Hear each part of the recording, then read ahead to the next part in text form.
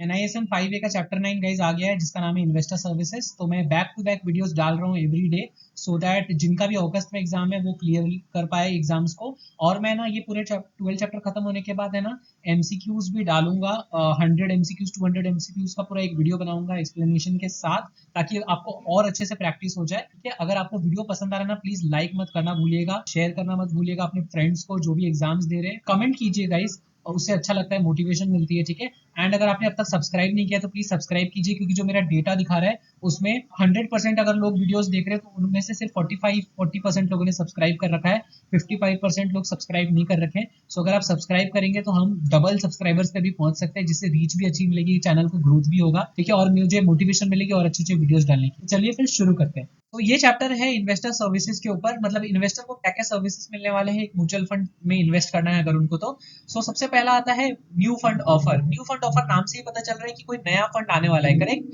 Yes. So new fund offer is, जिसको हम NFO भी बोलते हैं, is the first time offer of a new scheme to the investors launched by asset management companies. मतलब देखो, बहुत सारे existing mutual fund schemes already market में अभी चल रहे हैं, लेकिन है ना कुछ नया भी तो आ सकता है ना, बेस्ड ऑन नया इन्वेस्टमेंट ऑब्जेक्टिव, या इन्वेस्टर्स का कुछ अभी नया डिमांड बढ़ा है, बोलते हैं ना अलग अलग लोगों के गोल्स होते हैं। उसके बेसिस पे ना म्यूचुअल फंड कंपनीज क्या करती है, नए नए टाइप के म्यूचुअल फंड स्कीम्स लाती रहती है अलग अलग इन्वेस्टमेंट ऑब्जेक्टिव्स के साथ, सो दैट इन्वेस्टर्स उसमें इन्वेस्ट कर सके एंड उनको बेनिफिट मिल सके। तो जो एसेट मैनेजमेंट कंपनी है ना, जब न्यू फंड ऑफर लाने वाली है तो उसके पहले एक प्रिपरेशन होता है, वो कैसे डिसाइड करते हैं इन्वेस्टमेंट ऑब्जेक्टिव। तो चीफ इन्वेस्टमेंट ऑफिसर जो होता है और चीफ मार्केटिंग ऑफिसर, ये दोनों मिलकर क्या करते हैं, अपने इनपुट्स देते हैं रिगार्डिंग की इन्वेस्टमेंट ऑब्जेक्टिव क्या होना चाहिए, या चीफ मार्केटिंग ऑफिसर क्या करता है, ढूंढता है कि मार्केट में अभी ना इन्वेस्टर्स की तरफ से क्या डिमांड चल रही है स्कीम्स की।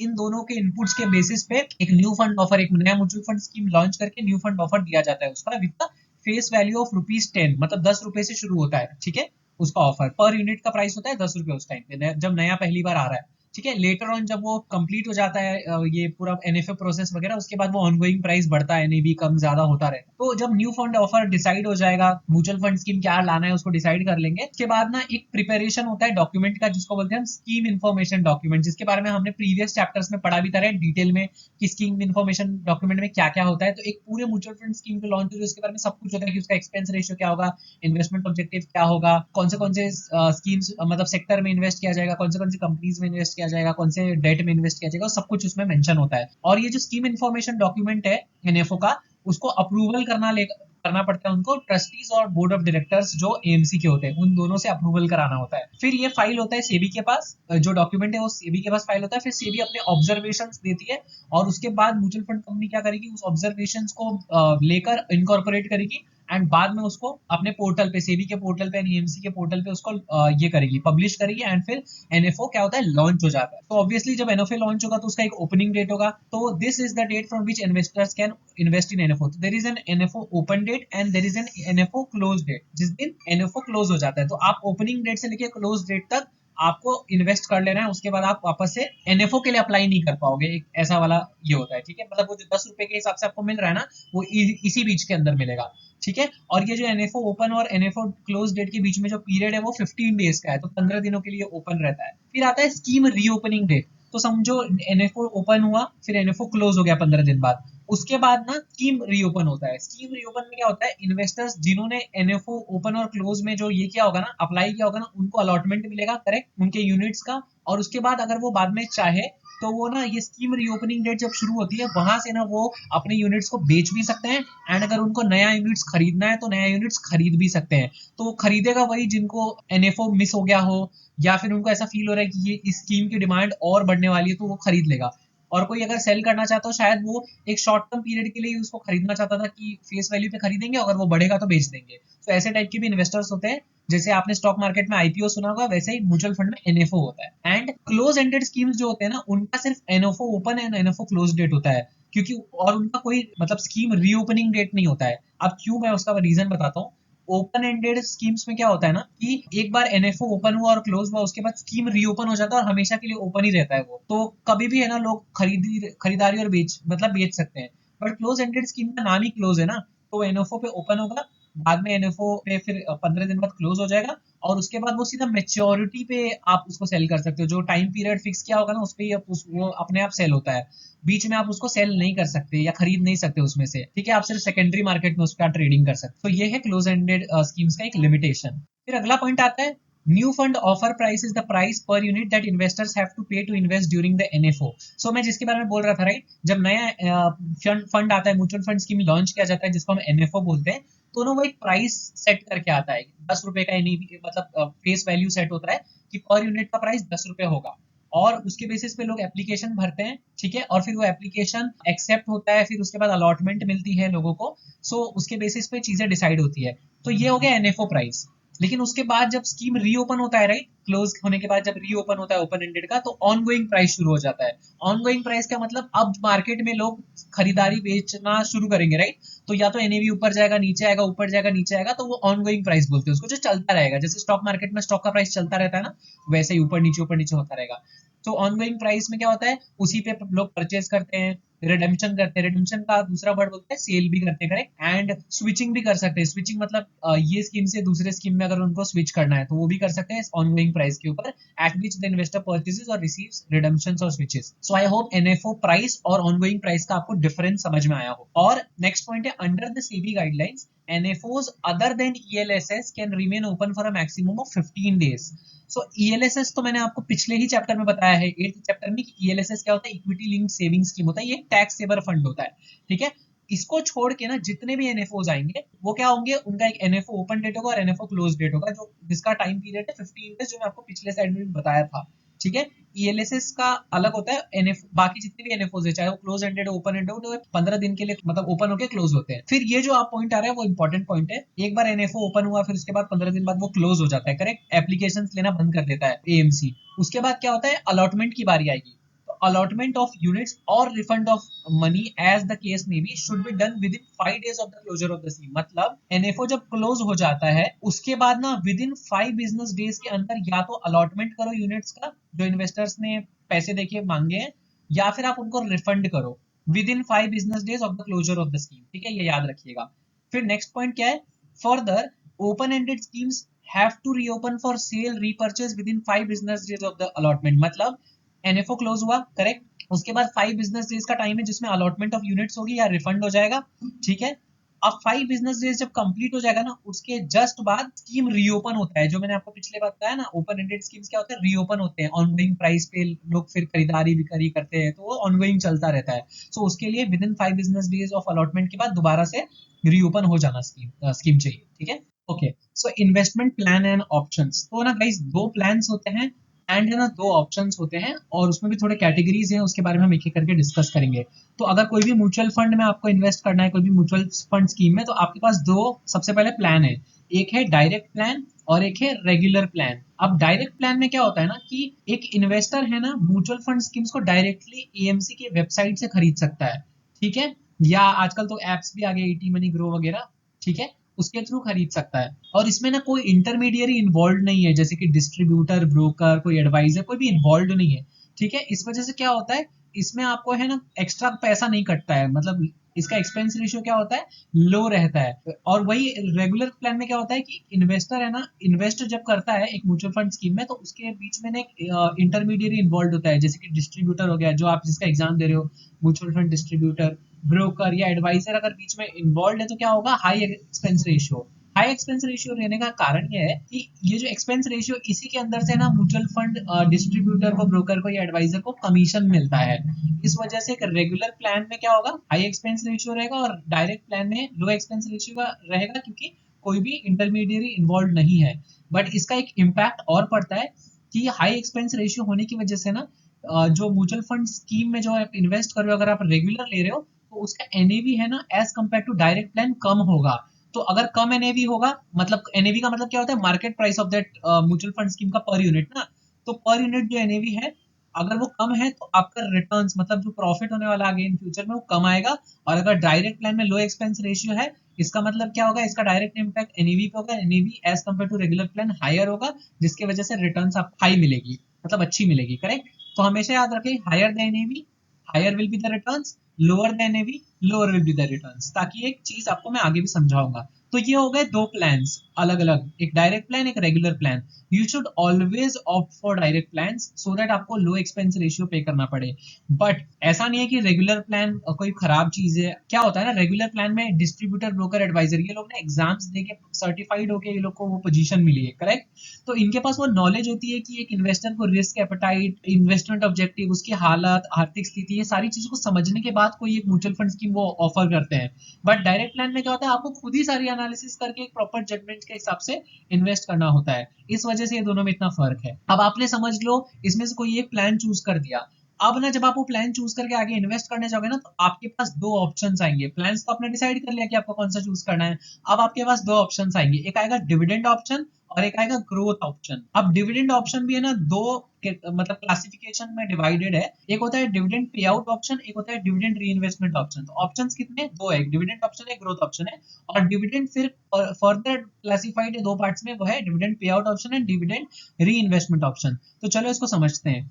डिविडेंड पे आउट ऑप्शन में क्या होता है, the investor receives dividend in his bank account. Investor को डिविडेंड उसके बैंक अकाउंट में आ जाता है, जिसकी वजह से क्या होता है, डिविडेंड बैंक अकाउंट में आने की वजह से एनएवी नीचे चला जाता है, क्योंकि उसको अपना ना इम्पैक्ट भी छोड़ना होता है ना। जो डिविडेंड पे किया गया है उसको रिफ्लेक्ट भी तो करना पड़ेगा ना एनएवी में, तो वो पे करने की वजह से एनएवी नीचे चला जाता है and hence because reduce NAV हो जाता है। तो the reduced NAV after the dividend payout is called as ex dividend NAV। Guys याद रखना, ये जो दो पॉइंट अब मैं एक्सप्लेन करने जा रहा हूँ ये एमसीक्यू फॉर्म में आपको पूछा जा सकता है। तो जब कोई भी जब डिविडेंड पे आउट ऑप्शन में डिविडेंड पे आउट हो जाता है, उसके बाद उस चीज को क्या बोला जाता है, एक्स डिविडेंड एनएवी। और अगर डिविडेंड अनाउंस हो गया है लेकिन अभी तक वो पे नहीं किया गया है, तो उसको क्या बोलते हैं, कम डिविडेंड एनएवी। मैं आपको गारंटी दे रहा हूँ इसमें से कुछ एक इंपॉर्टेंट है, इसी वजह से मैं आपको दोबारा से इसको फोकस करवा रहा हूँ कि रेड्यूस तो एनएवी होगा ही ऑब्वियसली, क्योंकि डिविडेंड पे आउट हो चुका है। लेकिन जब डिविडेंड पे आउट हो जाता है उसको बोलते हैं एक्स डिविडेंड एनएवी। और जब डिविडेंड सिर्फ अनाउंस हुआ है अभी तक पे आउट नहीं हुआ है, तो उसको क्या बोलते हैं, कम डिविडेंड एनएवी। और डिविडेंड पे कहाँ होता है, बैंक अकाउंट में पे होता है, जिसकी वजह से क्या होता है, एनएवी नीचे चला जाता है। ठीक है। अब डिविडेंड पे आउट ऑप्शन तो आपको समझ गया। डिविडेंड री इन्वेस्टमेंट ऑप्शन क्या होता है उसको समझते हैं। यहाँ पर क्या होता है, इन्वेस्टर को डिविडेंड ना उसके बैंक अकाउंट में रिसीव नहीं होगा। उल्टा क्या होगा, जो डिविडेंड अमाउंट है उसको री इन्वेस्ट किया जाता है उसी सेम स्कीम में by the mutual fund company. ठीक है। एंड उसमें एडिशनल यूनिट्स प्रोवाइड किए जाते हैं इन्वेस्टर को। तो एक एग्जांपल के थ्रू आपको इसको समझाता हूँ। ठीक है। समझो आपने एक म्यूचुअल फंड स्कीम लिया है, उसके आपके पास 100 यूनिट्स है। ठीक है। और आपने डिविडेंड ऑप्शन चूज किया हुआ है। ठीक है। ये भी चीज याद रखो कि आपके पास 100 यूनिट्स और आपने डिविडेंड ऑप्शन चूज किया हुआ है। आप कोई भी ऑप्शन चूज करेंगे उसके हिसाब से मैं आपको बताता हूँ। 100 यूनिट से अब डिविडेंड डिक्लेयर हुआ 5 रुपए पर यूनिट के हिसाब से, तो आप कितना हो गया, 100 यूनिट्स का 5 रुपीज से मल्टीप्लाई करेंगे तो 500 रुपीज। तो डिविडेंड पे आउट ऑप्शन में क्या होगा, 500 रुपीज आपके बैंक अकाउंट में आपको दे दिया जाएगा, जिससे क्या होगा, एनएवी नीचे चला जाएगा। करेक्ट। और अगर यहाँ पर डिविडेंड दे दिया गया है तो उसको क्या बोलेंगे, एक्स डिविडेंड एनएवी। और नहीं दिया गया है तो कम डिविडेंड एनएवी। डिविडेंड री इन्वेस्टमेंट ऑप्शन में क्या होगा, वो 500 रुपए आपको आपके बैंक अकाउंट में नहीं दिया जाएगा, उल्टा उसको क्या किया जाएगा, 500 को एनएवी से डिवाइड कर दिया जाएगा। तो समझ लो एग्जांपल के लिए एनएवी चल रहा है 10 रुपया। ठीक है। तो 500 जो डिविडेंड अमाउंट है उसको अगर 10 रुपए से डिवाइड कर देंगे एनएवी से, तो कितना आएगा, 50 यूनिट्स। करेक्ट। अब ये 50 यूनिट्स ना आपको अलॉट किया जाएगा, एडिशन कर दिया जाएगा आपके 100 यूनिट्स में, तो कितने हो गए, 150 यूनिट्स। तो ये री इन्वेस्ट नहीं हो गया एक तरीके से। एग्जैक्टली तो इसमें क्या होगा, 500 रुपए आपको dividend in the form of मतलब मनी बैंक अकाउंट में दे दिया जाएगा, और यहाँ पर in the form of units आपको री इन्वेस्ट कर दिया जाएगा। सो ये फर्क है डिविडेंड पे आउट ऑप्शन में और डिविडेंड री इन्वेस्टमेंट ऑप्शन में। बट जो ग्रोथ ऑप्शन है, ग्रोथ ऑप्शन का नाम ही है ना ग्रोथ, इसमें ना डिविडेंड पे ही नहीं किया जाता, जिसकी वजह से इसमें डिविडेंड क्या होता है, डिक्लेयर ही नहीं किया जाता। तो जिसकी वजह से क्या होता है, जो एनएवी है ना वो कैप्चर क्या कर पाता है, full value of portfolio gains. जो पोर्टफोलियो उसका कंप्लीट वैल्यू है ना कैप्चर कर पाता है, जिसकी वजह से एनएवी यहाँ पर हाईएस्ट होता है as compare to both these options. तो याद रखिएगा ग्रोथ ऑप्शन का एनएवी हमेशा हायर होगा as compare to re investment option and dividend पे आउट ऑप्शन। और डायरेक्ट प्लान का एनएवी हमेशा हायर होगा रेगुलर प्लान से। और एक सिंपल मतलब है higher the NAV higher will returns. Correct. तो अगर आप एक ग्रोथ ऑप्शन ले रहे हो तो आपका हमेशा रिटर्न ज्यादा आएगा, क्योंकि यहाँ एनएवी हायर है। और अगर डायरेक्ट प्लान ले रहे हो तो ऑब्वियसली हायर आएगा। ठीक है। सो अगर आप डायरेक्ट प्लान और ग्रोथ प्लान का कॉम्बो ले रहे हो, मतलब आप डायरेक्ट प्लान तो चूज करो, उसके बाद ऑप्शन जो है वो ग्रोथ ऑप्शन ले रहे हो उसमें जो आगे आपको सिलेक्ट करने को आता है, तो आपको डोंट यू थिंक इसमें आपका हायर एनएवी होगा और आपको रिटर्न्स भरपूर मिलेंगे। हाँ। सो ये आजकल मार्केट में सबसे ज्यादा यही प्रीफर किया जाता है, direct plan with growth option. ठीक है, ऐसा नहीं है कि बाकी प्रीफर नहीं किया जाता, डायरेक्ट प्लान विद डिविडेंड पे आउट ऑप्शन और डिविडेंड री इन्वेस्टमेंट ऑप्शन, बट सबसे ज्यादा प्रीफर किया जाता है direct plan with growth option. Allotment of units to the investor. So क्या होता है ना गाइस कि म्यूचुअल फंड स्कीम्स के है ना 4 अलग अलग फेजेस होते हैं, ठीक है। एक होता है न्यू फंड ऑफर, जब पहली बार म्यूचुअल फंड अपना एक नया स्कीम लाता है। फिर एक होता है ऑनगोइंग ऑफर, जो म्यूचुअल फंड स्कीम ला चुका है और उसके बाद जो वो चलता रहता है ना ऑनगोइंग प्रोसेस, उस टाइम पे उसका एक ऑफर होता है, राइट। फिर एक राइट्स इशू होता है। राइट्स इशू में क्या होता है, ऑलरेडी एग्जिस्टिंग इन्वेस्टर्स जो होते हैं ना, उन्होंने उनको है ना मतलब एक अलग से ना म्यूचुअल फंड कंपनी क्या बोलती है कि मुझे ना और यूनिट्स मतलब मार्केट में डालने हैं, ठीक है। तो अगर आपको खरीदना है तो मैं एक राइट प्राइस सेट करके दूंगा, अगर आपको उसको खरीदना है पर यूनिट के हिसाब से, तो अगर आपको ठीक लगता है तो आप एप्लीकेशन डालिए, ठीक है। उसके हिसाब से एक राइट्स इशू प्रोसेस होता है और एक बोनस इशू होता है। बोनस इशू में ना पैसा नहीं देना होता है इन्वेस्टर्स को, उल्टा उनके पास जो यूनिट्स ऑलरेडी पड़े हैं ना उसके बेसिस पे एक रेशियो के हिसाब से बोनस इशू होता है। जैसे 1:3 का अगर बोनस इशू है तो आपके पास अगर 3 यूनिट पड़े हैं तो उसके बेसिस पे आपको 1 यूनिट फ्री में मिलेगा। तो अगर आपके पास 30 यूनिट है तो आपको 10 यूनिट फ्री में मिलेगा। तो उसी के बारे में आप समझते हैं। तो न्यू फंड ऑफर में क्या होता है ना, scheme units in NFO are sold at the face value of ₹10। तो हमने पिछले भी स्लाइड में ये देखा था कि जब एनएफओ आता है ना तो उसका एक प्राइस सेट होता है जो बेसिकली ₹10 होता है, क्योंकि उसको फेस वैल्यू बोलते हैं, ठीक है। तो अगर यहाँ पर पता लगाना है कि कितनी यूनिट्स आज तक इन्वेस्टर को अलॉट हुए हैं न्यू फंड ऑफर में, फॉर्मूला ये सिंपल है, total investment amount divided by face value, ठीक है। तो अगर टोटल इन्वेस्टमेंट अमाउंट समझो अब तक आया है 1 करोड़ रुपए, और पर यूनिट का जो प्राइस है एनएफओ का वो है 10 रुपए, तो 1 करोड़ को 10 रुपए से अगर आप डिवाइड कर दोगे तो जो भी ये नंबर्स आएंगे वो यूनिट्स हो जाएंगे, टोटल यूनिट्स अलॉट हुए हैं, ठीक है। वैसे ही ऑनगोइंग ऑफर में क्या होता है ना, ऑनगोइंग ऑफर में कोई फेस वैल्यू नहीं होता है, क्योंकि वो ऑलरेडी चल रहा है, तो एवरीडे बेसिस पे उसमें लोग बाय सेल कर रहे हैं, तो एनएवी के बेसिस पर डिसाइड होगा। तो एनएवी क्या होता है, नेट एसेट वैल्यू, जो हमने कितनी बार समझ लिया अब तक चैप्टर्स में। एनएवी होता है मार्केट प्राइस, ठीक है, जो बाइंग एंड सेलिंग की वजह से एवरीडे बेसिस पे चेंज होता रहता है, ठीक है। तो यहाँ पर क्या फॉर्मूला रहेगा, total investment amount divided by NAV price, तो हमें उससे क्या मिल जाएगा, total number of units allotted on the ongoing offer. और फिर राइट्स इशू का मतलब तो मैंने आपको बताया कि ऑलरेडी एग्जिस्टिंग इन्वेस्टर्स को है ना म्यूचुअल फंड कंपनी क्या करती है, वापस से यूनिट्स अलॉट करती है और उसके बदले एक right issue price per unit set करती है, एक राइट प्राइस सेट करती है पर यूनिट। अगर इन्वेस्टर्स को अप्लाई करके उसको खरीदना है तो खरीद सकता है। और बेसिकली ना ये क्या होता है ना, जो मार्केट में अभी एनईवी चल रहा है ना उससे डिस्काउंटेड प्राइस पे रहता है, तो बहुत सारे इन्वेस्टर्स उसके लिए बोलते हैं ना अट्रैक्ट भी होते हैं, ठीक है। राइट्स इशू का फॉर्मूला क्या रहेगा, अगर मतलब आपको एलोकेशन जानना है कि अलॉटमेंट कितना यूनिट्स हुआ है, तो investment amount divided by rights price, per unit का जो राइट प्राइस होगा उसको डिवाइड जब करेंगे इन्वेस्टमेंट अमाउंट से, तो आपको मिल जाएगा कितने नंबर ऑफ यूनिट्स इन्वेस्टर्स ने बाय किया है या अलॉट हुए हैं म्यूचुअल फंड कंपनी के थ्रू। फिर बोनस इशू में तो कोई प्राइस भरना ही नहीं है, कोई पैसा भरना ही नहीं है। इसमें क्या होता है, आपके पास ऑलरेडी जो यूनिट्स पड़े हुए हैं उसके बेसिस पे आपको कोई फ्री यूनिट मिलेगा। तो अगर यहाँ पर एग्जांपल आप देखो तो यहाँ पर क्या दिख रहा है, 10 in a 1:3 bonus issue, the investor is allotted one new unit free for every 3 units already held by the investor। मतलब इन्वेस्टर के पास पहले से उस म्यूचुअल फंड स्कीम के यूनिट्स होने चाहिए तभी वो बोनस के लिए एलिजिबल है, करेक्ट। तो अगर आपके पास 3 यूनिट पड़े हैं ना तो आपको 1 यूनिट फ्री मिलेगा, मतलब आपके पास टोटल कितना हो गया, 4 यूनिट हो गया, करेक्ट, क्योंकि एक फ्री में मिला। यहाँ पर आपको कोई पैसा भरने की जरूरत नहीं क्योंकि ये बोनस इशू है। वैसे ही अगर आपको आपके पास इस स्कीम के 300 यूनिट है तो 300 यूनिट के हिसाब से आपको कितना मिलेगा, 100 यूनिट मिलेगा फ्री में। तो 300 प्लस 100 400 यूनिट आपके पास हो जाएगा। बोनस का ये एक फायदा होता है। तो आई होप आपको ये चारों कंसेप्ट समझ में आया हो। कोई भी डाउट होगा तो प्लीज कमेंट सेक्शन में पूछ लीजिए। Account statement for investor. So guys, investors mutual fund schemes में इन्वेस्ट करते हैं ना तो उनको कुछ अकाउंट स्टेटमेंट्स दिए जाते हैं। सो उसके बारे में एक एक करके डिस्कस करते हैं।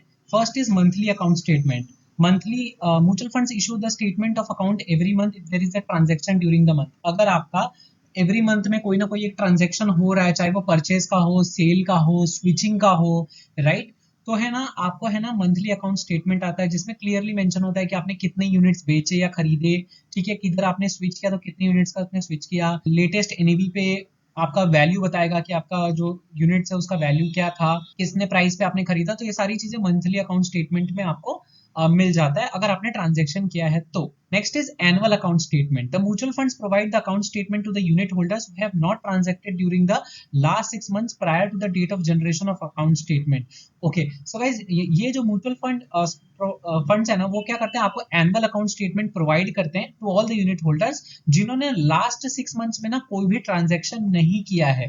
ठीक है, सो लास्ट 6 मंथ्स में अगर आपने कोई ट्रांजेक्शन नहीं किया तो अब तक आपके पास कितने यूनिट्स पड़े हुए हैं, क्या एनएवी चल रहा है, उसकी वैल्यू क्या चल रही है, वो सारी चीजें उसमें मेंशन होंगी। ठीक है, तो एक तरीके से उसे आपको आइडिया भी लग जाएगा कि आपका क्या वैल्यू चल रहा है वगैरह वगैरह, एंड आपने इन्वेस्ट नहीं करके रखा है, सो आपको एक बोलते हैं ना एक अलर्ट भी आ जाता है उससे।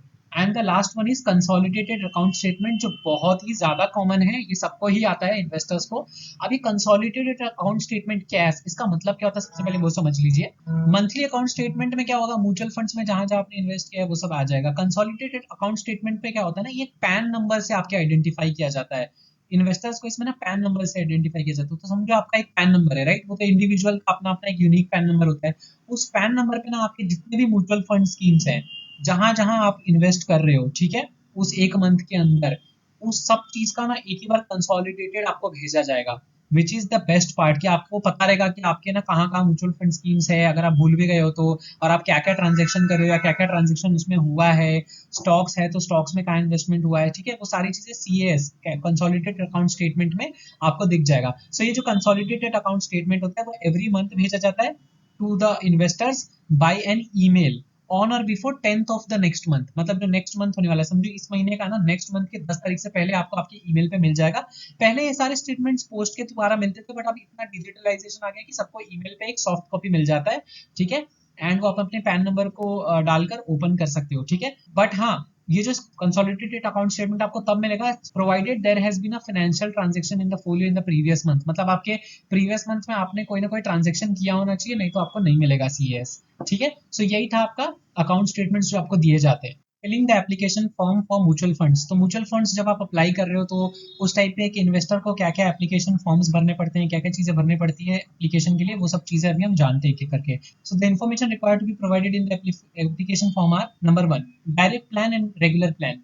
अगर डायरेक्ट प्लान और रेगुलर प्लान का मैंने आपको डिफरेंस बताया था, राइट। रेगुलर प्लान में क्या होता है, एक थर्ड पार्टी इंटरमीडियरी इन्वॉल्व होता है, जो कि होता है डिस्ट्रीब्यूटर या एडवाइजर या ब्रोकर, राइट। और डायरेक्ट प्लान में कोई भी इन्वॉल्व नहीं होता, आप डायरेक्टली वो म्यूचुअल फंड्स के में इन्वेस्ट कर सकते हो थ्रू ईएमसी वेबसाइट। ठीक है, तो अगर आप एक इन्वेस्टर है ना रेगुलर प्लान को ऑप्ट करता है, ठीक है, अगर वो रेगुलर प्लान के थ्रू जाना चाहता है तो एक ना कॉलम होगा, उसमें लिखा होगा ARN details of distributor should be mentioned.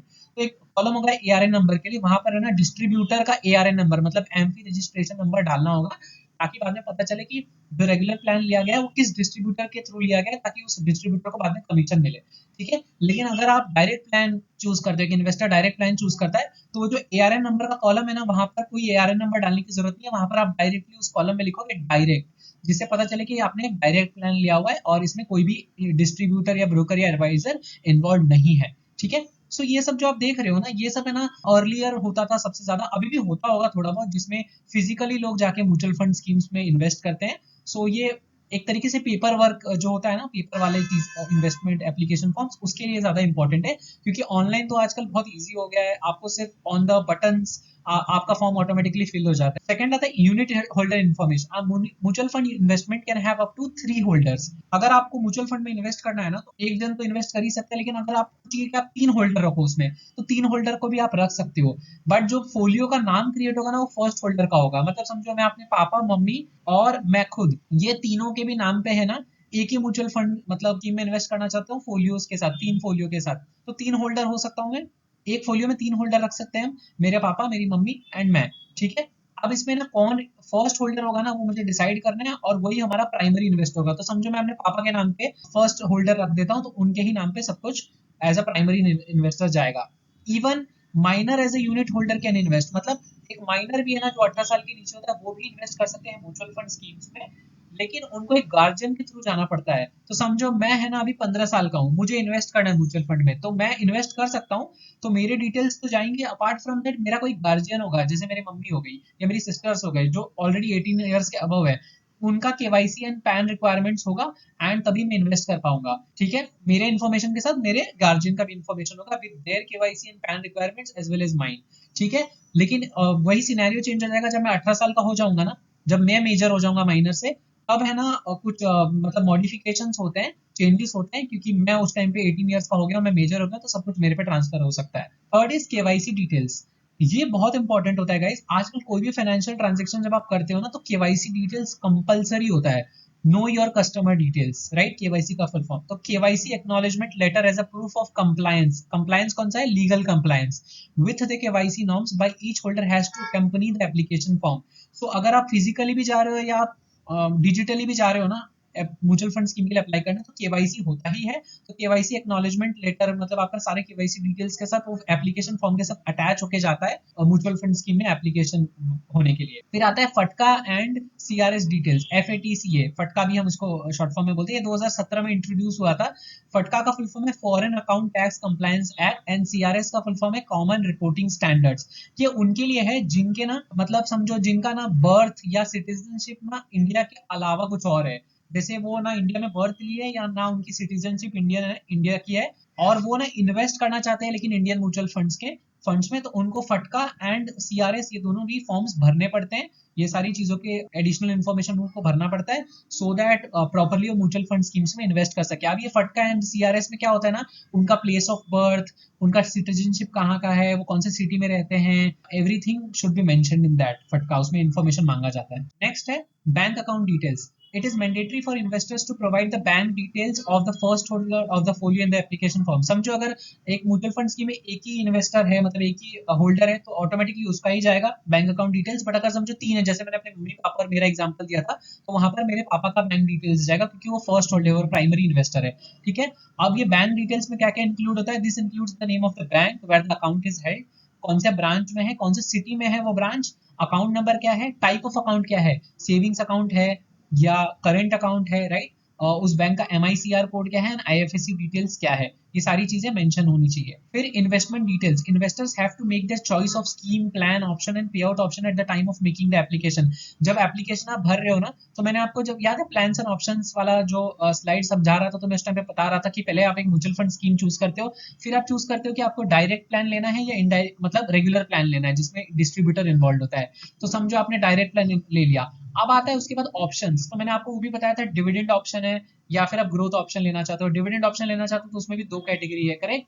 तो वो चूज करो, और फिर पे आउट ऑप्शन चूज करो, जो एट द एंड जब आप रिडम्पशन करोगे या एक साल बाद आप निकालोगे, जब भी निकालोगे, तो पे आउट ऑप्शन आपका क्या रहेगा। तो ये सारी चीजें एप्लीकेशन भरते वक्त ही आपको बतानी होती है।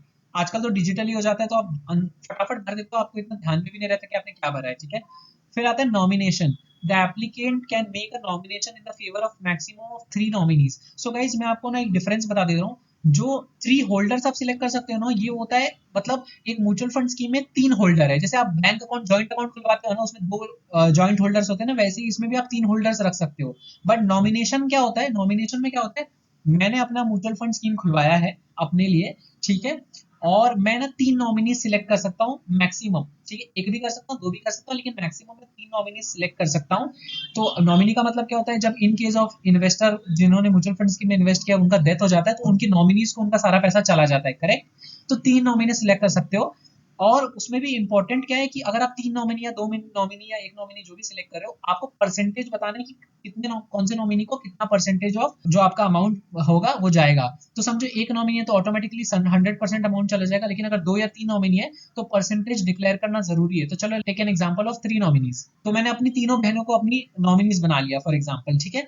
तो अब मैं ना क्या कर सकता हूँ, मैं अपनी बड़ी बहन को 50% दे सकता हूँ और बाकी को 25% दे सकता हूँ, या इक्वल में परसेंटेज में डिवाइड कर सकता हूँ। तो जब समझो एक इन्वेस्टर का डेथ हो जाता है और उन्होंने अपनी 3 बहनों को अपनी नॉमिनी बनाया हुआ है, तो 33% अगर इक्वल करके रखा हुआ है, तो उनके डेथ के बाद अगर उन्होंने 1 करोड़ रुपए इन्वेस्ट किया था और 1 करोड़ का वो वैल्यू चल रहा है अभी, तो 1 करोड़ का डिवीजन हो जाएगा 33 lakhs.33, जब भी 33 lakhs.33 ऐसे करके तीनों नॉमिनीज को पैसा मिल जाएगा।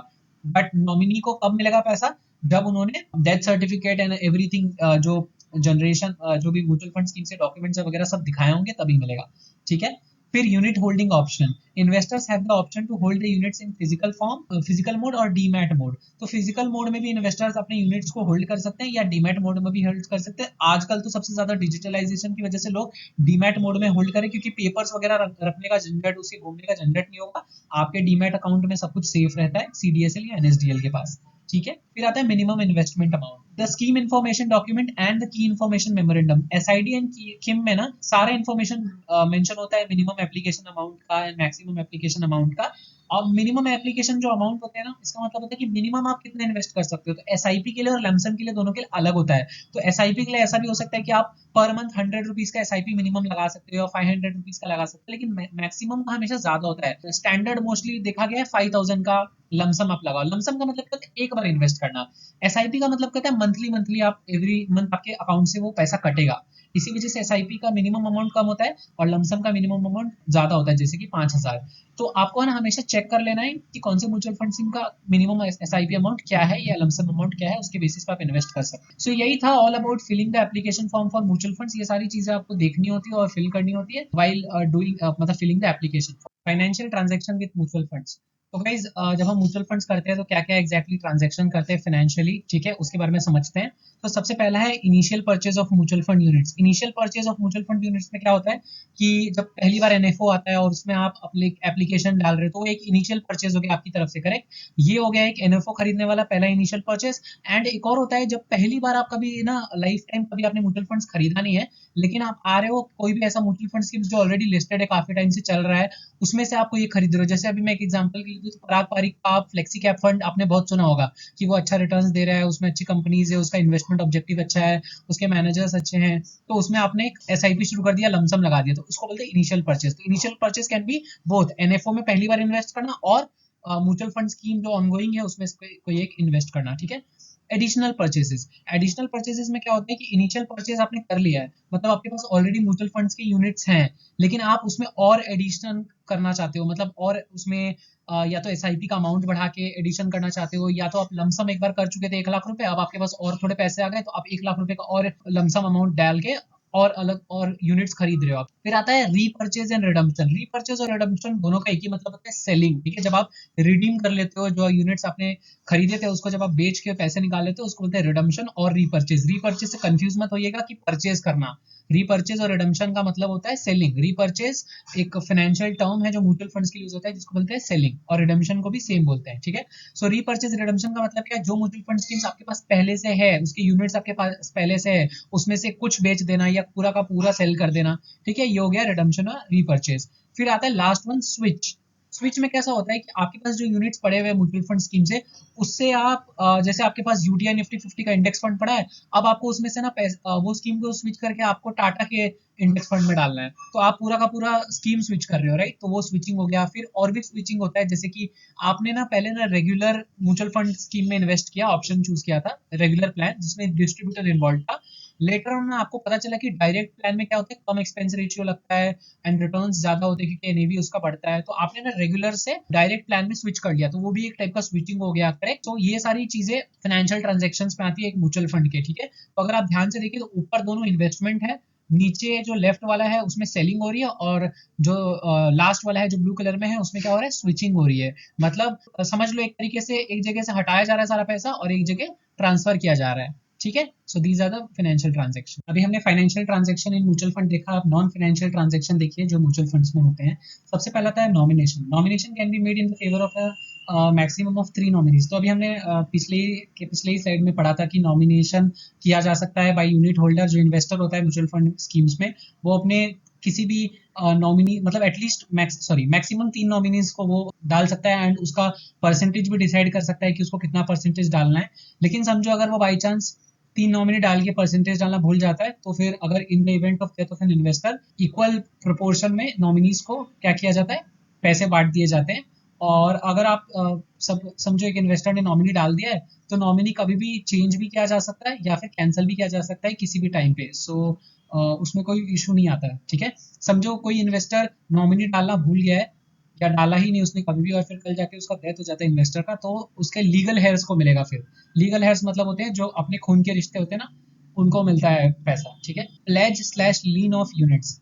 अब ये ना क्या होता है ना, हमारे पास म्यूचुअल फंड के यूनिट्स अगर हैं और अगर उस म्यूचुअल फंड की मतलब उस स्कीम में ऐसा कोई लॉक इन पीरियड है कि यार इतना टाइम तक तो आपको ये म्यूचुअल फंड स्कीम रखना ही पड़ेगा, ये कंप्लीट होने के बाद ना अगर आप चाहो ना तो इसके ऊपर लोन भी उठा सकते हो। अब banks, non banking financial corporation like Bajaj finance, banks तो आपको पता ही है, SBI, Kotak, ICICI and financial companies, ये सब लोग क्या करते हैं ना, आपके म्यूचुअल फंड यूनिट्स को है ना लोन गिरवी पे रख के आपको लोन प्रोवाइड करते हैं, ठीक है। और फिर ना उसके ऊपर लीन मार्क हो जाता है कि ये इतने यूनिट्स पे इतना लोन प्रोवाइड किया गया है, तो जब जाके वो पेमेंट रिपे होगा तो आपका यूनिट्स को क्या रिलीज कर दिया जाएगा। अगर कल जाके आप अपना पेमेंट रीपेमेंट नहीं करते हो ना, तो banks, NBFCs and other financial companies के पास पूरा राइट्स होता है कि वो आप जो म्यूचुअल फंड यूनिट्स है उसको रिडीम करके उसमें से पैसा निकाल ले, ठीक है। हाँ, एक और इम्पोर्टेंट चीज कि अगर आपने समझ लिए प्लेज कर लिया है यूनिट्स को, समझो आपके पास 500 यूनिट्स थे, उसमें से आपने 400 यूनिट्स प्लेज कर लिया, तो अब ना वो 400 यूनिट्स को आप तब तक नहीं बेच सकते जब तक आपको बैंक, एनबीएफसी या अदर फाइनेंशियल कंपनीज आपको परमिशन ना देते लिख के, नो ऑब्जेक्शन सर्टिफिकेट का। अदरवाइज फिर नॉन रिपेमेंट कर दीजिए और उसके बाद अगर वो रिलीज हो जाएगा तो फिर आप अपना बेच दीजिएगा। सो ये एक इंपॉर्टेंट चीज है और ये बहुत कम लोगों को पता है प्लेज करने। फिर आता है डीमेट अकाउंट सॉरी, फिर आता है demat account. Mutual funds are required to provide investors the option to hold their units in demat form. The demat facility is typically initiated by mutual fund which would tie up with a depository like NSDL or CDSL.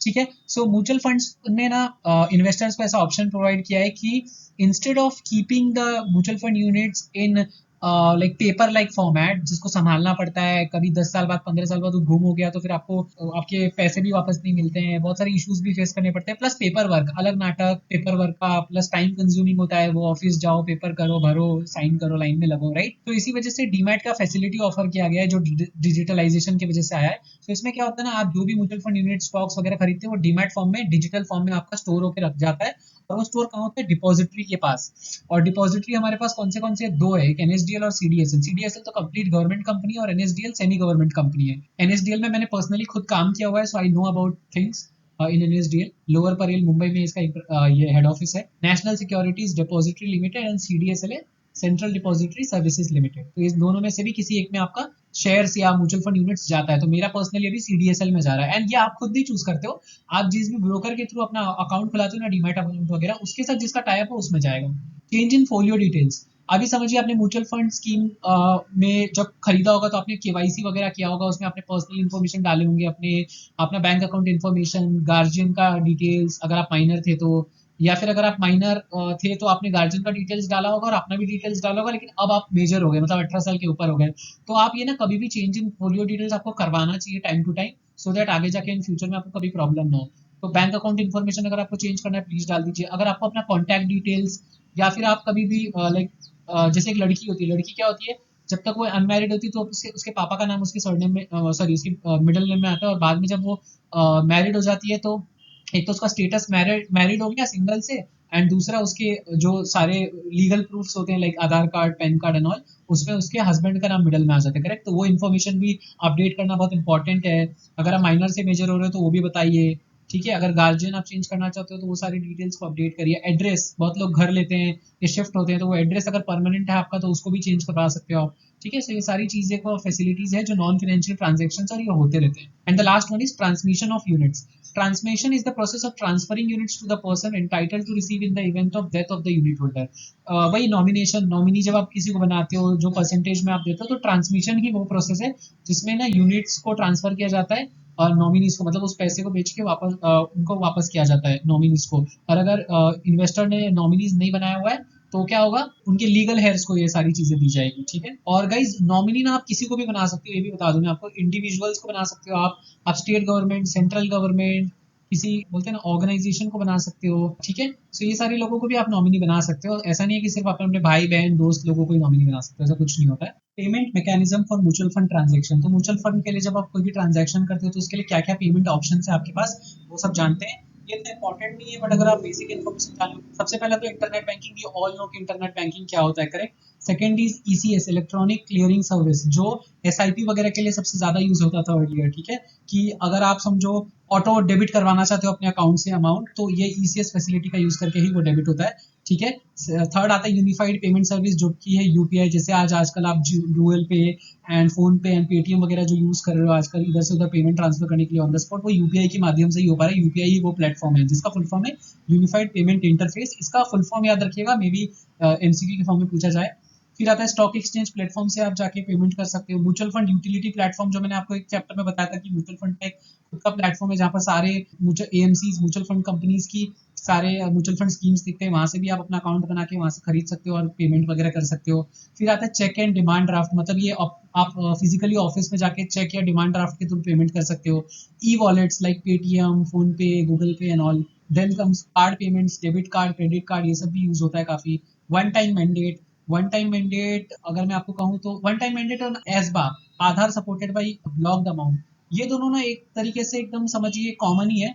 IPO वगैरह जब stocks का like समझो किसी stock company का IPO आ रहा है, नया नया वो लिस्ट होने वाला है, तो वो अपना आईपीओ ला रहा है, तो उस टाइम पे ना एक पर्टिकुलर अमाउंट होता है जो उसको ब्लॉक करवाना पड़ता है। लाइक समझो फॉर एग्जांपल 15,000, तभी उसको यूनिट्स मिलेंगे, तो वो एप्लीकेशन डालता है, उसमें 15,000 ब्लॉक हो जाता है उसके अकाउंट में। ठीक है, लेकिन वो कटता नहीं है, डेबिट नहीं हुआ रहता है, मतलब अकाउंट से गया नहीं, सिर्फ बैंक उसको क्या करता है, ब्लॉक कर देता है। बाद में जाके अगर आपको वो स्टॉक्स मिल जाते हैं आपके डीमैट अकाउंट में अलॉटमेंट के टाइम, तो आपका वो अमाउंट डेबिट हो जाएगा। एक दिन बाद आपको अलॉटमेंट नहीं मिला तो फिर क्या होगा, वो अमाउंट रिलीज हो जाएगा, आपके बैंक अकाउंट में ही रिलीज हो जाएगा जो ब्लॉक किया हुआ था। तो यही है एसबा फैसिलिटी जो आजकल बहुत यूज हो रहा है आईपीओ में। ठीक है, वन टाइम मैंडेट भी ऐसा ही कुछ होता है कि एक बार रिक्वेस्ट जाएगी और आपको एक बार मैंडेट देना है उसके ऊपर अपने बैंक अकाउंट में जाके, अपने mobile app banking mobile app के अंदर जाके। सो ये सब बेसिक चीजें हैं जो आजकल सब लोग यूज कर रहे हैं, तो आइडिया सबको ही होता है। ठीक है, जो मोस्ट पेमेंट जो मोस्ट बोलते हैं ना accepted payment method for mutual fund schemes है, वो है digital payments like net banking, debit cards, UPI. ठीक है, ये सब सबसे ज्यादा अभी फेमस है। एक आता है one time mandate, OTM is a payment that investors can use to authorise their bank to process debits to the specified bank account raised by a specific mutual fund for purchase of units. The debit happens through the National Automated Clearing House NACH. So वही मैंने आपको कहा ना कि आपको एक मतलब आप समझो कुछ खरीदने जा रहे हो म्यूचुअल फंड यूनिट्स वगैरह, तो कुछ अमाउंट जो समझो आप 100 यूनिट्स खरीदने जा रहे हो और 10 रुपए का एक यूनिट का 10 रुपए चल रहा है, तो 100 रुपए इंटू अगर 10 करोगे तो 1000 रुपए होता है। वो 1000 रुपए का रिक्वेस्ट जाएगा आपके जो भी आप बैंक अकाउंट का डिटेल्स डालोगे, और फिर वहां से आपको क्या करना है, एक्सेप्ट करना है, वन टाइम मैंडेट एक्सेप्ट करना है, तो 1000 रुपए ऑटोमेटिकली क्लियर हो जाएगा वहां से, मतलब आपके डेबिट हो जाएगा। तो ये सारी पेमेंट फैसिलिटीज अवेलेबल है म्यूचुअल फंड ट्रांजेक्शन के लिए, एंड काफी सारे पेमेंट मोड्स हो गए हैं। तो और सबसे ज्यादा फेमस अभी डिजिटल है, क्योंकि अभी तक इंडिया में डिजिटलाइजेशन एक अलग ही फेज पे चल रहा है आफ्टर 2016, जब से इंटरनेट सस्ता हुआ है थैंक्स टू अंबानी जी। तो इस वजह से हम बहुत इजीली ट्रांजेक्शन कर पा रहे हैं, फाइनेंशियल ट्रांजेक्शन घर बैठे ऑन द वन क्लिक हो पा रहा है। कट ऑफ टाइम, ये भी एक इंपॉर्टेंट चीज है, इसके ऊपर कभी कभी एमसीक्यूज पूछे जाते भी हैं, और ये आपके ना बेसिक नॉलेज के लिए भी बहुत जरूरी है, ताकि आप अपने इन्वेस्टर्स को भी इसके ऊपर गाइड कर सके। कल जाके आप म्यूचुअल फंड डिस्ट्रीब्यूटर बनते हो, आपके ऊपर एक रिस्पॉन्सिबिलिटी रहेगी कि कोई अगर आपके थ्रू म्यूचुअल फंड खरीद रहा है, जिसको भी आप सेल कर रहे हो, उसको आप ये सारी चीजें, छोटी छोटी चीजें बताओ कि कितना इम्पैक्ट करती है। ठीक है, तो जब भी आप ना इक्विटी ओरिएंटेड फंड्स ले रहे हो जिसमें इक्विटी स्टॉक 65% होते हैं, राइट, या फिर डेट फंड्स ले रहे हो जिसमें नॉन इक्विटी 65% रहते हैं, जैसे कि bonds, debentures and all,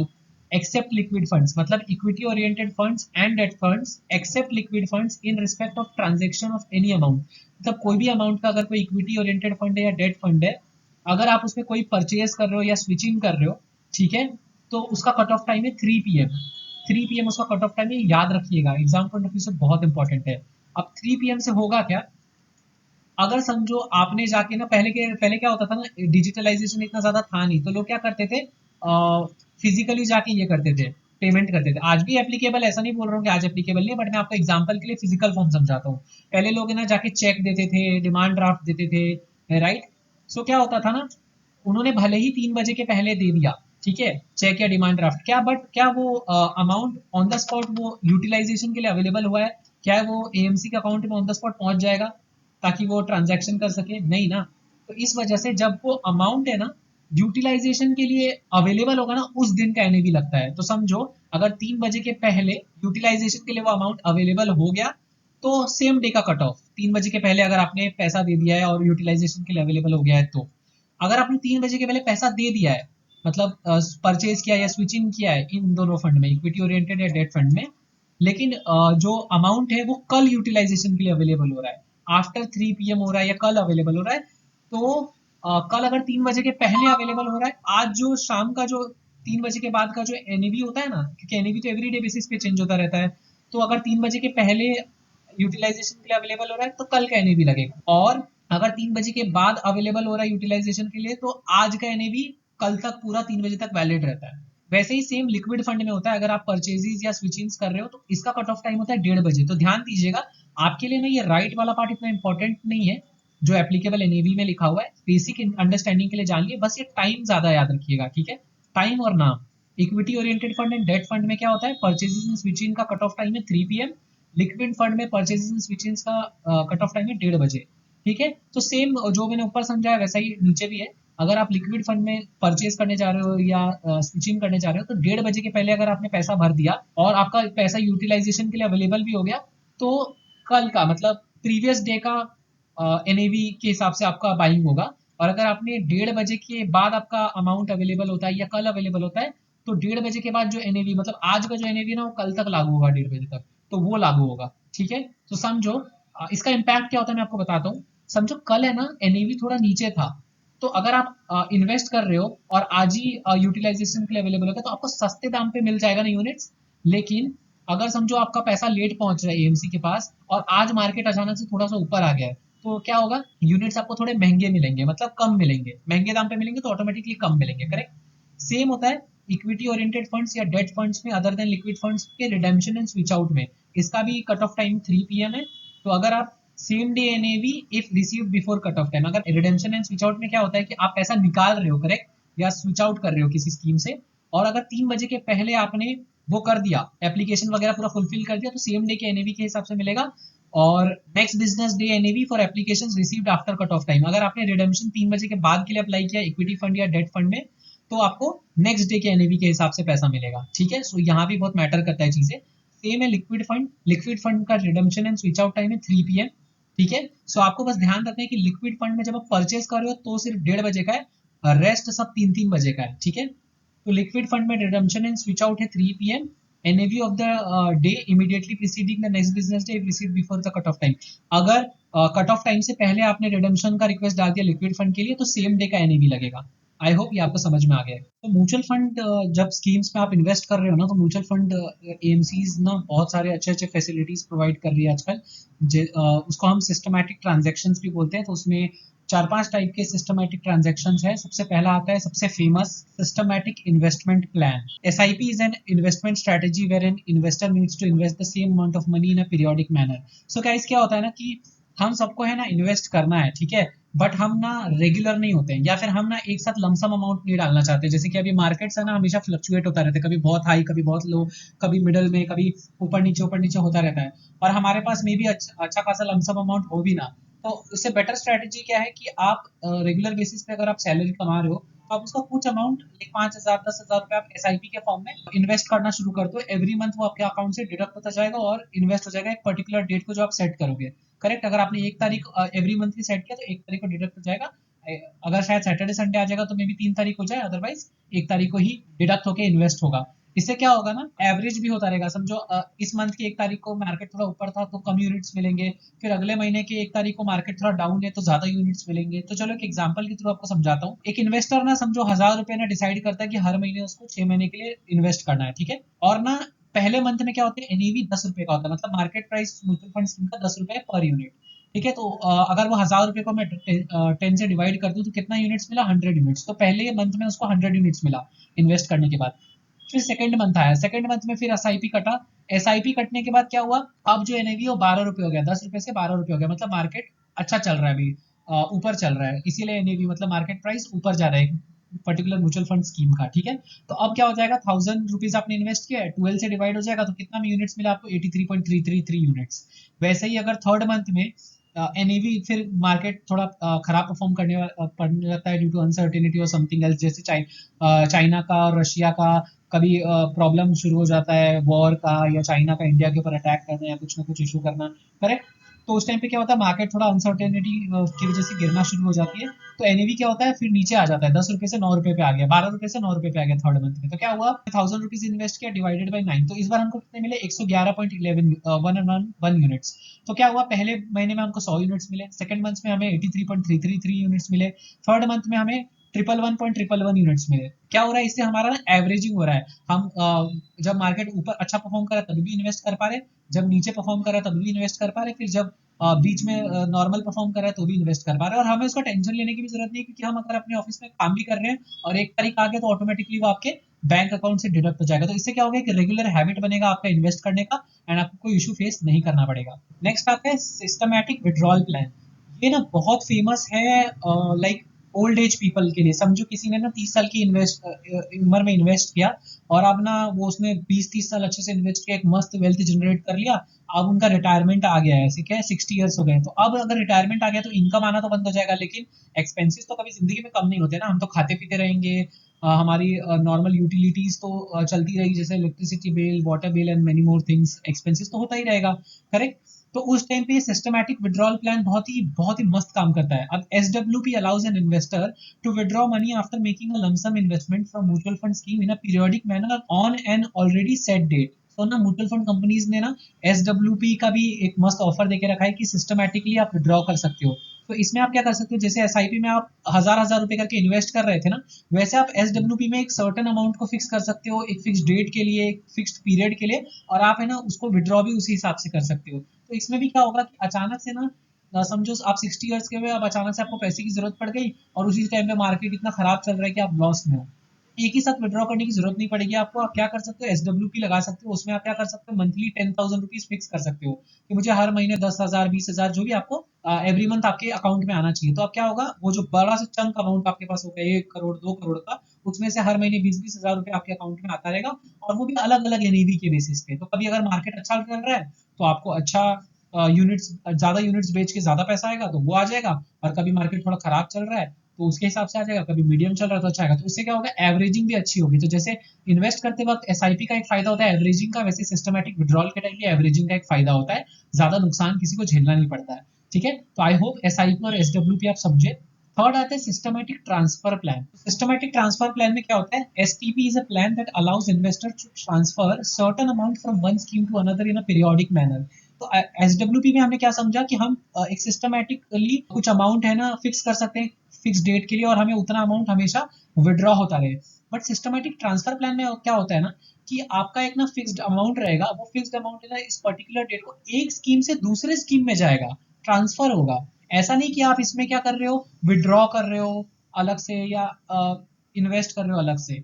इसमें क्या हो रहा है ना कि आप ऑलरेडी एक स्कीम में इन्वेस्टेड हो, और अब आप ना शायद तो उस स्कीम से हटना चाहते हो और दूसरी स्कीम में जाना चाहते हो जो आपको बेटर लग रहा है आपके गोल्स एंड ऑब्जेक्टिव्स के हिसाब से। तो आप क्या करोगे, डायरेक्टली पूरा का पूरा स्विच करने से अच्छा, लाइक समझो आपने पुराना स्कीम पूरा का पूरा बेच दिया, आप मार्केट इतना अच्छा चल नहीं रहा था तो आपको उतना अच्छा प्रॉफिट मिल नहीं पाया, और नए स्कीम में जब आप इन्वेस्ट करने जा रहे हो तो उतना कुछ आपको फायदा मिलेगा नहीं। तो इससे बेटर होता है सिस्टमैटिक ट्रांसफर प्लान, जिसमें आप क्या कर सकते हो, एक फिक्स्ड अमाउंट एक फिक्स्ड डेट के लिए सेट कर सकते हो। तो एक आपके म्यूचुअल फंड स्कीम से दूसरे म्यूचुअल फंड स्कीम में क्या होगा, सिस्टमैटिकली ट्रांसफर होगा फिक्स्ड अमाउंट फिक्स्ड डेट के लिए।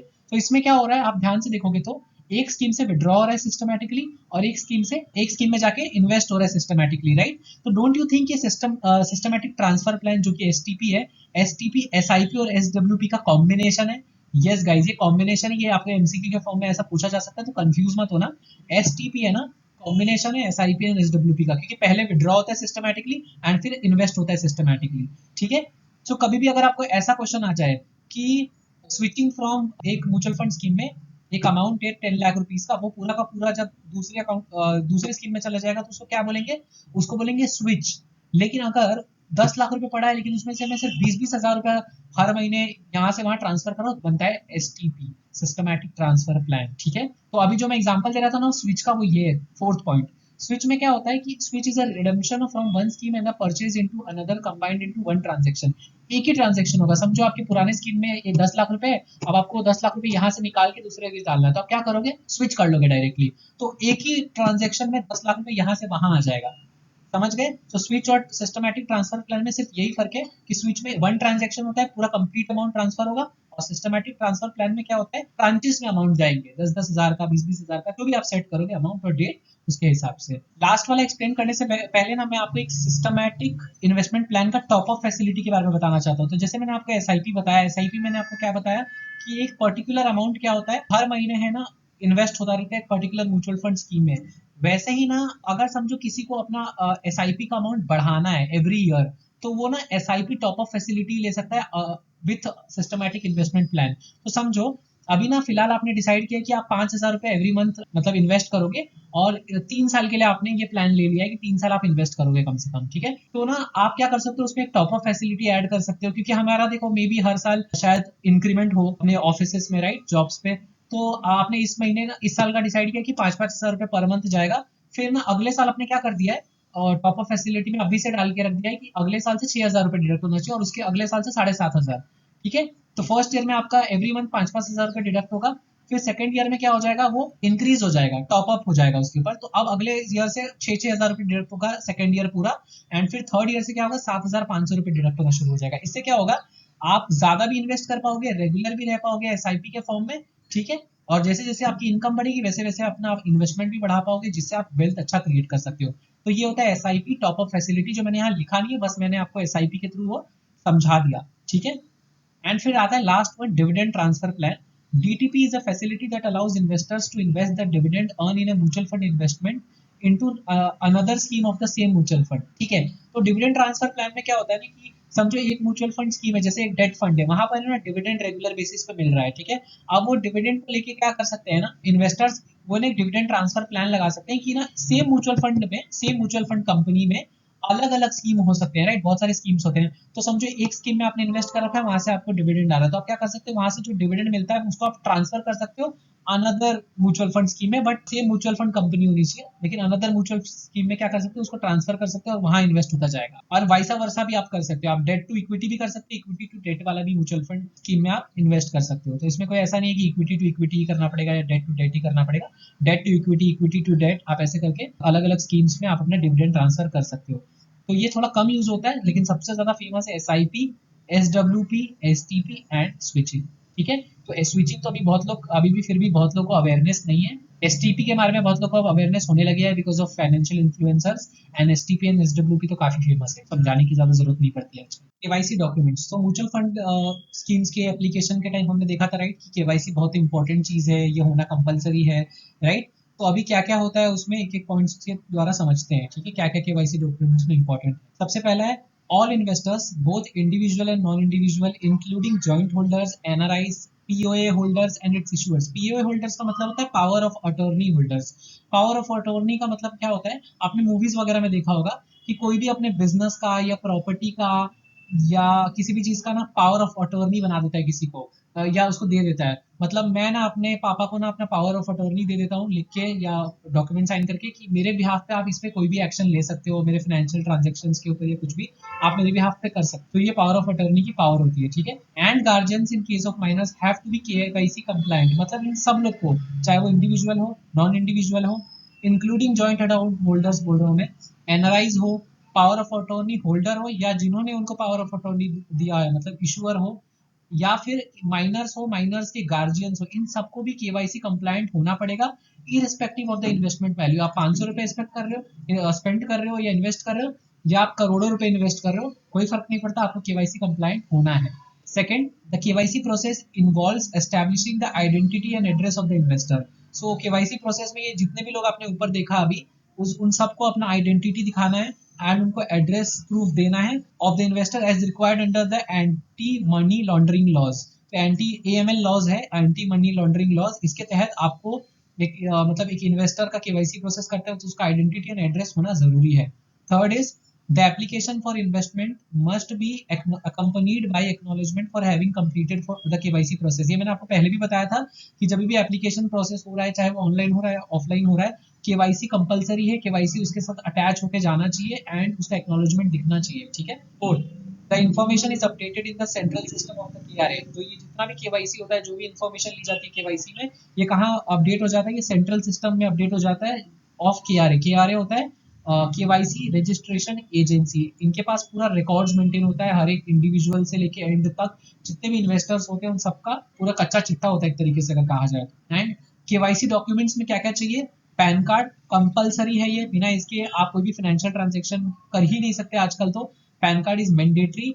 एंड एड्रेस प्रूफ में आप क्या दे सकते हो, या तो पासपोर्ट दे सकते हो, या तो voter ID, ration card, driving licence, bank account statement and utility bill. Utility bill मतलब होता है electricity bill, water bill and all. ठीक है, पैन कार्ड तो कंपलसरी है, लेकिन एड्रेस प्रूफ में आजकल सबसे ज्यादा चल रहा है आधार कार्ड। ठीक है, पहले ये सब चलता था ज्यादा, लेकिन अब आधार कार्ड ज्यादा चल रही है, ई वेरिफिकेशन वगैरह इजीली हो जाता है ना, तो आधार कार्ड, पासपोर्ट, ये सब ज्यादा इंपॉर्टेंट रहा है पहले जैसा बाकी चीज नहीं रहा इंपॉर्टेंट। ठीक है, अब एमसीक्यू टाइम आ गया है, तो आपका एमसीक्यूज पे पूरा फोकस करना है गाइस। प्लीज एमसीक्यूज किसी भी चैप्टर का स्किप मत करिएगा, बिकॉज आप जो भी वीडियो देख रहे हैं, राइट, उसके ही रिलेटेड मैंने एमसीक्यूज बना के रखे हैं 10 क्वेश्चन, सो दैट आप उसको इम्प्रॉम्प्टली वीडियो पॉज करके आंसर दीजिए।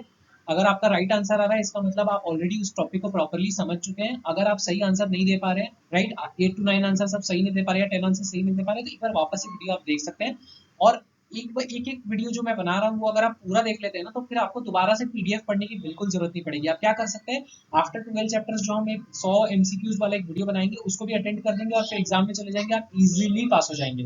बस आपको ध्यान रखना है, हर वीडियो को प्रॉपरली देखिए, अटेंड कीजिए, ठीक है, एंड फिर एग्जाम के लिए एकदम प्रिपेयर्ड हो जाएंगे आप। ओके गाइस, सो ना अब एमसीक्यू टाइम आ ही गया है, तो ना मुझे ना कमेंट सेक्शन में कुछ लोगों ने मुझे रिक्वेस्ट किया है, कुछ हमारे वैल्यूएबल सब्सक्राइबर्स ने, कि आप अगर कोई भी एमसीक्यू मतलब डिस्कस कर रहे हो ना, तो उसका राइट आंसर का रीजन भी डिस्कस करो, सो दैट हमें बेटर समझ में आए। तो मैं आज से जो भी चैप्टर्स होंगे उसमें ट्राई करूंगा कि मैं आपको रीजन भी दूं, ठीक है। Question number 1, what term is used to describe the net asset value NAV of the scheme after the dividend is paid out? Option A dividend NAV, option B ex dividend NAV, option C cum dividend NAV, option D lower NAV. And the correct answer is option B ex dividend NAV. अगर आपको याद हो तो मैंने आज ही इसी chapter में पढ़ाया था अच्छे से कि अगर डिविडेंड पे हो चुका है, ठीक है, तो उसको एक्स डिविडेंड एनएवी बोलते हैं, लेकिन अगर डिविडेंड अनाउंस हुआ है अभी पे आउट नहीं हुआ है तो उसको कम डिविडेंड एनएवी बोलते हैं। तो आई होप ये रीजन आपको समझ में आ गया। Question number 2, at what price are the bonus units issued to the unit holder? Option A at the prevailing NAV, option B the bonus units are allotted free of cost, option C at the prevailing NAV divided by the bonus ratio, option D the price is decided by the AMC in consultation with the trustees, and the correct answer is option B the bonus units are allotted free of cost। Guys एक basic sense की बात करते हैं, जब आप job करते हैं office में, राइट, तो आप 365 डेज में जितना भी दिन आप काम करते हैं तो आपको एवरी मंथ का सैलरी मिलता रहता है, करेक्ट। समझो दिवाली आता है तो दिवाली पे जो आपको बोनस मिलता है, क्या उसके लिए आपको 20 घंटे और काम कराए जाते हैं? ऐसा नहीं है, राइट। बोनस आपको फ्री ऑफ कॉस्ट मिलता है बिना कोई काम के। वैसे ही यहाँ पर क्या होता है कि आपने पहले ही किसी म्यूचुअल फंड स्कीम में इन्वेस्ट कर रखा होता है, कुछ यूनिट्स आप होल्ड कर रहे हो, और अगर mutual fund company bonus declare करती है ना, तो जितना यूनिट्स आप होल्ड करें ना उसके रेशियो के हिसाब से कुछ ना कुछ बोनस आपको सामने से प्रोवाइड करेंगे। समझो 1:2 के रेशियो से उन्होंने बोनस डिक्लेयर किया, तो आप अगर एवरी 2 यूनिट जो आप होल्ड कर रहे हो उसके लिए आपको एक बोनस यूनिट फ्री में मिलेगा। तो अगर आप 20 यूनिट होल्ड कर रहे हो तो आपको 10 यूनिट फ्री में मिल जाएगा, तो आपके पास टोटल 30 यूनिट्स हो जाएगा, बट इसके लिए कोई भी पैसे आपको देने नहीं पड़ते हैं। Question number 3, under the SEBI guidelines NFOs other than ELSS can remain open for a maximum of 15 days, state whether true और false. Option A true, option B false, and the correct answer is option A true. याद है guys, मैंने आपको first slide में ही बताया था, first या second slide में मैंने आपको बताया था कि ELSS के अलावा कोई भी NFO हो, कोई भी न्यू फंड ऑफर हो, चाहे वो क्लोज एंडेड हो ओपन एंडेड हो, वो सिर्फ 15 दिन के लिए ओपन रहता है। ओपनिंग डेट से क्लोजिंग डेट तक 15 दिन का पीरियड होता है, ELSS के लिए नहीं होता है ऐसा, ठीक है। Question number 4, whose KYC needs to be completed in case of an application by a minor? Option A the minor, option B the guardian, option C any family member of the minor, D no KYC is required in case of applications by minors, and the correct answer is option B the guardian. हमने कितनी बार discuss किया, right, कि minor अगर आप bank account में भी अगर आप बैंक अकाउंट भी खुलवाते हो तो आपका गार्डियन ही आपका ये बनता है, एक तरीके से होल्डर बनता है वो अकाउंट का स्टार्टिंग तक, जब तक आप मेजर ना हो जाए। वैसे ही यहाँ पर भी म्यूचुअल फंड स्कीम में एक माइनर इन्वेस्ट कर सकता है, बट उसका सारा केवाईसी वगैरह जो भी होगा उसके गार्जियन का भी होगा अलॉन्ग विद द माइनर, ठीक है।